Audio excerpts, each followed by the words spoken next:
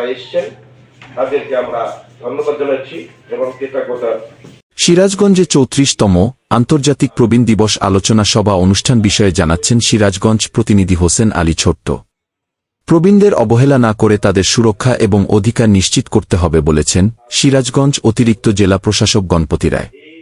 এবারে দিবসটির প্রতিপাদ্য হচ্ছে মর্যাদাপূর্ণ বার্ধক্য, বিশ্বব্যাপী প্রবীণ পরিচর্যা ও সহায়তা ব্যবস্থা শক্তিশালীকরণ। সিরাজগঞ্জে 34তম আন্তর্জাতিক প্রবীণ দিবস আলোচনা সভা অনুষ্ঠিত হয়েছে মঙ্গলবার 1 অক্টোবর সকাল 10টায় জেলা প্রশাসকের কার্যালয়ে শহীদ এ.কে. শামসুদ্দিন সম্মেলন কক্ষে জেলা প্রশাসন, জেলা সমাজসেবা কার্যালয়, প্রবীণ হিতৈষী সংঘ ও নিবন্ধিত স্বেচ্ছাসেবী সংস্থা সিরাজগঞ্জের আয়োজনে আন্তর্জাতিক প্রবীণ দিবস আলোচনা সভার শুরুতে স্বাগত বক্তব্য রাখেন জেলা সমাজসেবা কার্যালয় সিরাজগঞ্জের উপপরিচালক মোহাম্মদ হাবিবুর রহমান খান।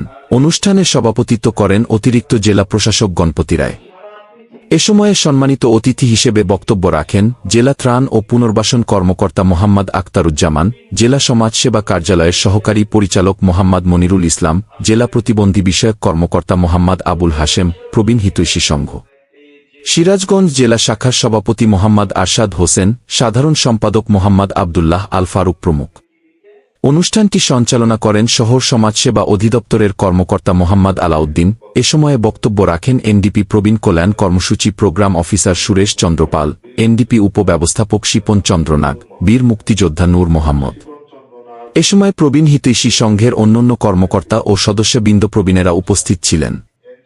অতিরিক্ত জেলা প্রশাসক গণপতি রায় তিনি বলেন, প্রবীণদের অবহেলা না করে তাদের সুরক্ষা এবং অধিকার নিশ্চিত করতে হবে।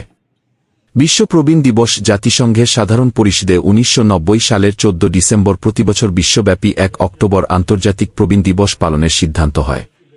যুগান্তকারী এ সিদ্ধান্তের আলোকে সারা বিশ্বের ন্যায় বাংলাদেশেও 1991 সাল থেকে দিবসটি পালিত হয়ে আসছে। দেশে 1.5 কোটির মতো প্রবীণ আছে। 2025 সালে এদের সংখ্যা 2 কোটি ছাড়িয়ে যাবে। 2050 সালে এদের সংখ্যা 4.5 কোটি হয়ে যাবে। ভাতার অগ্রযাত্রায়ও প্রবীণদের অবদান অনস্বীকার্য। চিকিৎসা বিজ্ঞানের উৎকর্ষ ও আর্থসামাজিক অবস্থা উন্নয়নের পথক্রমে সারা বিশ্বের ন্যায় বাংলাদেশেও প্রবীণের সংখ্যা দিন দিন বৃদ্ধি পাচ্ছে।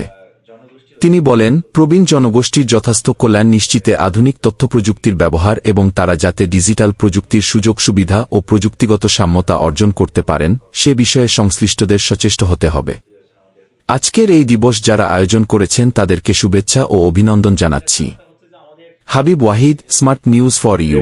মানে আপরাইজিং আমাদের মেডিকেল সেক্টর, আমাদের